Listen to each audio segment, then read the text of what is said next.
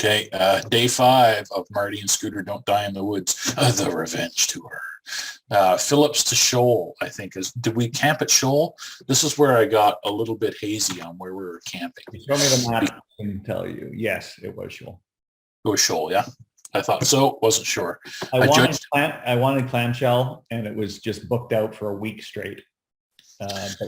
That's what was in my head was we camped at Clamshell, but when I looked at it, I'm like, we didn't camp at Clamshell, and I wasn't sure where it was. So I thought it was Shoal based on the geography around there. That's right, and in fact, Shoal was booked out when we booked the trip as well, and I had a campsite on Radiant. And then I was checking every week or so whether Clamshell or Shoal opened up, and Shoal did. And so I paid the $12 to get the rearranged reservation, and very good choice. Very good choice. It was in an area that was a little bit marshy, swampy, so some flies, but the fishing there was fantastic. It was some really good fishing there. So it was a good choice. So for our 5th day, we started in Paradise and canoed our way through Purgatory. I didn't go that deep. I went Purgatory. But we ended up hitting a 3.6 kilometer portage, which was effing miserable because of the flies. So our plan was to stop at the halfway point for a break, maybe a snack or something. But on the route through, there were so many effing deer flies that you could not stop. If you stopped for a second, they were on you and biting you, and it hurt. Yeah. So I can remember slowing down around here thinking we're going to stop, and I'm like, nope. And we trucked that 3.6 kilometers in one go. I kept stopping myself and getting mushrooms. There were so many chanterelles along that way. I didn't even look for mushrooms. I just got the F out of there. And I kept putting the canoe down, picking up like a bunch of chanterelles, getting bitten to shit, and then picking it up saying, picking the canoe up saying, I'm not stopping again. And then, 500 meters later, there would be this big mess of chanterelles. And I can't pass this by, and doing it again and again. Yeah. You also, I think, lost a sock or something. This is where I lost my sock. Yeah. Which was sad because, sock. But also, I got to the end of that portage. You were there. And we started getting things together. But then I noticed I lost a sock. And so I went back. I lost 2 socks. I went back probably a kilometer and a half looking for my socks. You had seen them. You'd said, oh, yeah, they're near the trail, and I found one of the 2 socks and somehow didn't find the other one. So I came back fairly quickly because I was worried about you getting bitten to shit, which I think you probably were getting bitten at the bottom of that portage because it was still buggy there. It was, but I could at least put stuff down so that I had hands free, and then I did some slapping. Because normally I'm like carrying a net with shit in it and paddles, and right, you're packed down, so you don't really have, you're not a horse or a cow, so there's no tail to swat stuff off, right? So you need your hands free. And this was our longest day in terms of kilometers, and I think probably in terms of number of kilometers of portage, because that's 1K plus 3.5, so that's 4.5K plus 20 meters or something. So. So this one, I was at some point worried about whether it would be strenuous or long, and it wasn't. It was fine, right? It was fine. And this is another one of those where it's so far apart that you can't book Shoal after Phillips. You have to online. You have to call the person and say, I know what I'm doing. I know I can go from Phillips to Shoal in one day, and they say okay and give you a campsite. Yeah, which you did, and we made it without any issue. Like we got in there and had camp set up, and we're out fishing. Yeah, for quite a while actually before. That was good. before the sunset. So yeah. The other thing, yeah, okay. So I'll mention it as we come through, but yep. So go here.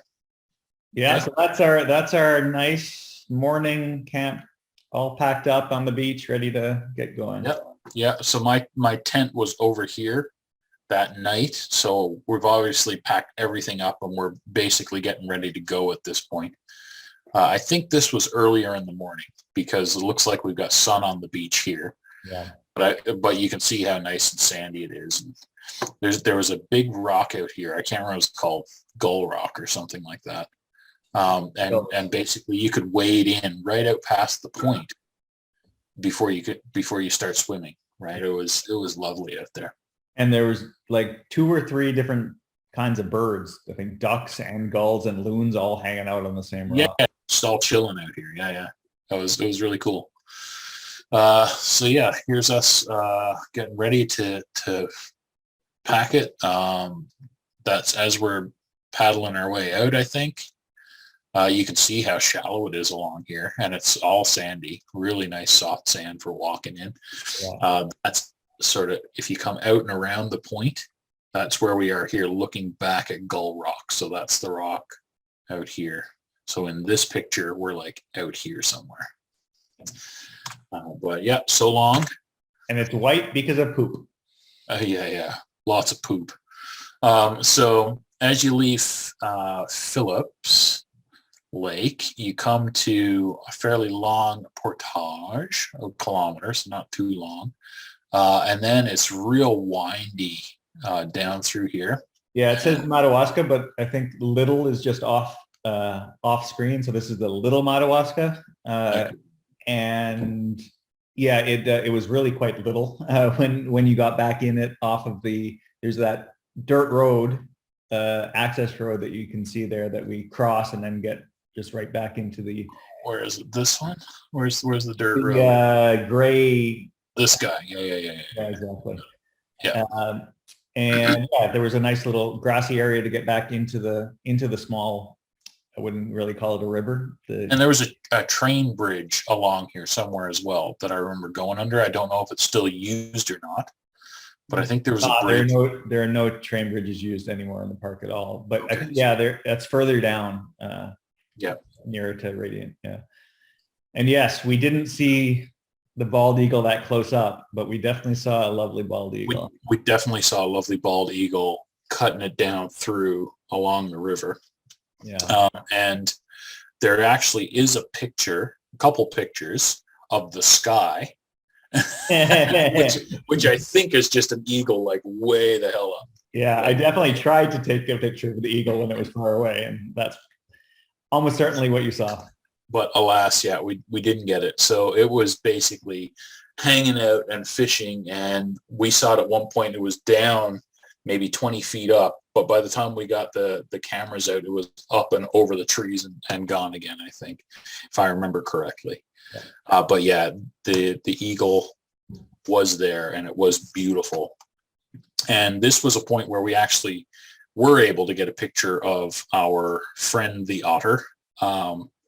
So in 2020, we had several otters that we came across.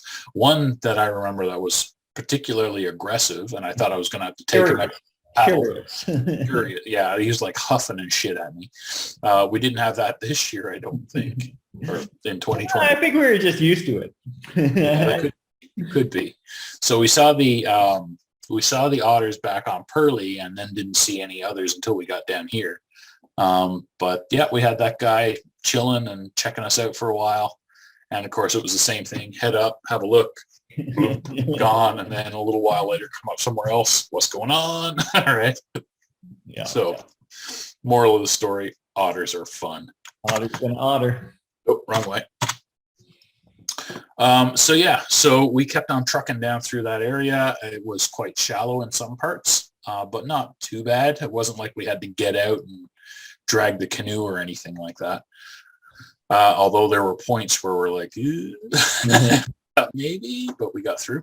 And what I was going to say is pertinent to this middle picture. So you can see actually on the left that this is August, and your maples start to change very late in August. And these maples are some of the biggest maples I know of in the area. The first time I've ever seen them.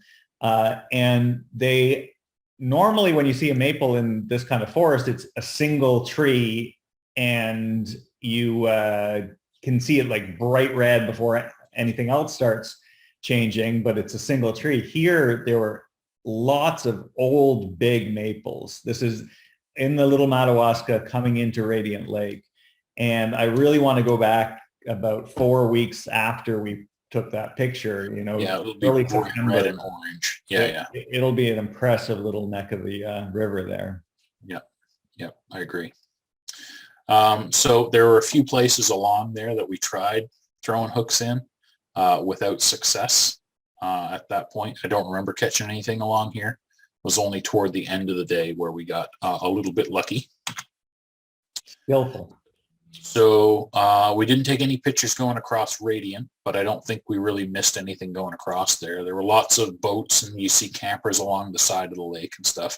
So you're getting back into polite society at this point, we'll say, but only briefly. So you go across Radiant, and then once you go north up Wendigo, there are more people, but it's not like camper camping or anything. Yeah, no motorboat access. No. So Radiant actually has grandfathered in cabins, so that's why it's more. Why it was like that, but it didn't take us too long to get across Radiant. I remember going across and then having a motorboat coming the opposite direction, and that was a bit of a shock at the time because we were like 2 days without seeing anybody, and then we came out into Radiant and it was just automation. Right.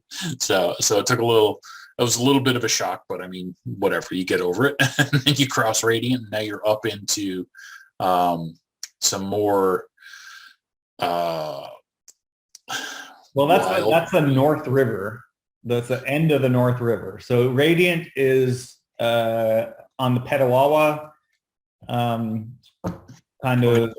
Flash back to the big map so we can see it there. So yeah, when we started on the Petawawa, so where I don't know if you can see my face on the recording. I guess you probably can, but where my face is, that would be Cedar Lake, not far from where we started the whole trip. And, up here, we went up the Petawawa there. And as you can see, well, you can't because it just says river, but that's the Petawawa River coming down into Radiant, and then it further goes east throughout the whole park, exits the park on the very east part of the park.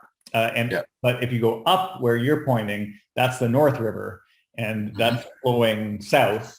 And so that's a little tributary, small, very small, but that's where we spent the rest of the trip because Wendigo and et cetera is tributaries onto the North River, and that's where we got the good fishing. Yep, absolutely. And confusingly, we have Wendigos over here, but Wendigo is like way up here, and that's where we came out the day after. And so let me flash back through to Wendigo, as I think we said last time, is a legendary or real evil spirit that takes over people and makes them cannibals. Cannibals? Oh, I didn't know that.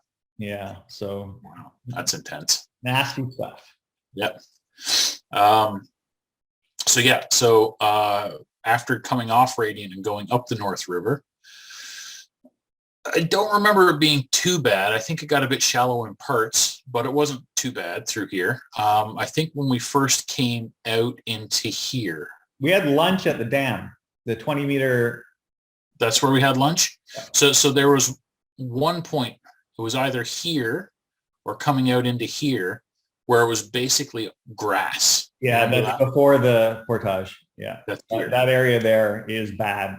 When I was there once with my mother, it was getting dark. It was Thanksgiving a few years ago, and so it got dark at 5, and we were stuck in that grass as it was getting dark, and we had to maybe get to Radiant. I was definitely uncomfortable that day. Yikes. Double plus uncool. So anyway, we got through here, had lunch at the small dam, then came out into Shoal, and it was a short paddle to get across here. We ended up at this campsite. So there's like a little island like right there that sort of hides it. So you need to come in and around the island. And when you find the campsite, it looks like this. So it is a little tiny bit marshy or whatever around here. Not too bad. It was a good campsite. And the nice thing was that if we're in here and now looking out between these trees, there's a river, North River runs in there. This is what it looks like from sort of looking up the river. And the fishing through here was excellent. Yeah, both at the mouth and in the little swampy area next to our campsite along the reeds. So we had lots of joy there. Mm-hmm. Yeah, it was really good. And we basically went out here and fished for maybe 2 hours. We were there for a while. Both of us did well. We both caught. We did. Yeah.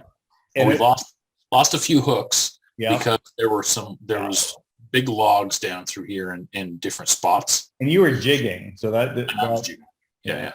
And I jigged some, but I also had some spinners. The jigs worked well though on that trip. The jigs worked well. Yeah. I got my biggest fish on that jig. Yeah. And while we were in here, we had a friend turtle that would follow us around. So we would fish and be like floating out here for a little while, and then we would see a turtle just sort of floating along. Doing other hoe. Yeah. And eventually we'd be back here floating and fishing, and then sure enough, here comes a turtle floating out along here. So he basically chased us around. I think he was kind of hoping that we might kill something and pitch out there, but we didn't. But I think that's what he was hoping for anyway. He was our friend. Turt Tull, like Jethro Tull, but Turtle. So here, this is actually a picture at night. Not quite night. So we'll say it's the sun is set behind us at this point, and that's the moon. It's hard to see here. Oh yeah, I can see it. Right, but the moon is coming up over the trees. Yeah, still quite bright. Doesn't do it justice. Yeah, doesn't do it justice. It was nice and clear again that night. And, we don't have any pictures of the fish, right? We didn't have the. We had one picture of me holding up a walleye. You were behind me, and I'm holding it like this, but I had nothing but butt crack showing. And I didn't want to just drop that in here. And then my camera died, I think. Yeah, I think that's right. But yeah, so we got walleye and we got smallmouth bass, and the bass that I got was a substantial fish. It was a good fish. Yeah. Yeah, it was a good bass, and the bass were good eating here as well. Actually, I don't know. Did we eat bass? No, we didn't, because we ate bass at the other campsite. Yeah, that's the bass there was excellent. It was really good bass. Here, you let it go, right? We let it go because it was starting to get dark, and I was also slightly annoyed by my foot, which had by now turned bright red and angry. And it was distracting. And you were using the Simpsons refrain from. Do you remember your little ditty that you kept saying? Nope. Oh, yeah. Some folks will never lose a toe, and then again, some folks will like Martin and the slack jaw yokel. So I was being encouraged to lose my foot. Yeah. Well, you got to do what you got to do. So I took out a knife, bit down on a stick. Yeah, it was very, very good fishing. We each caught several keepable fish, and yeah, it was good. And it was still kind of quiet at this point, but it was the next day where we started running into people. And because it's near the it's near where you put in, right? So the north of the North River, you can come down this way. Oh, yeah. We were up, but other folks were coming down. So anyway, here's us at night. There's a shitload of mushrooms again that you had collected. That was all the mushrooms I collected from the buggy portage. There you go. That was it. And which was the I think this was the toe, right? Was it that toe? I think it was that toe. That was the no, I think it was it the left one? We'd have to go back to the bloody picture to see which one was bloody. Yeah, I'm not going to do that. I'm going to assume it was this one. That's the one. It was that one. That's the one. That's the one we amputated. And now when you're drunk, you walk in circles. So fun story there. Yeah, you're unbalanced now. But anyway, that was the end of day the 5th for us. So it ended with, again, eating mushrooms, a nice fire, great day of fishing, and 2 tired amigos that had a good snooze that night, I think. Yeah.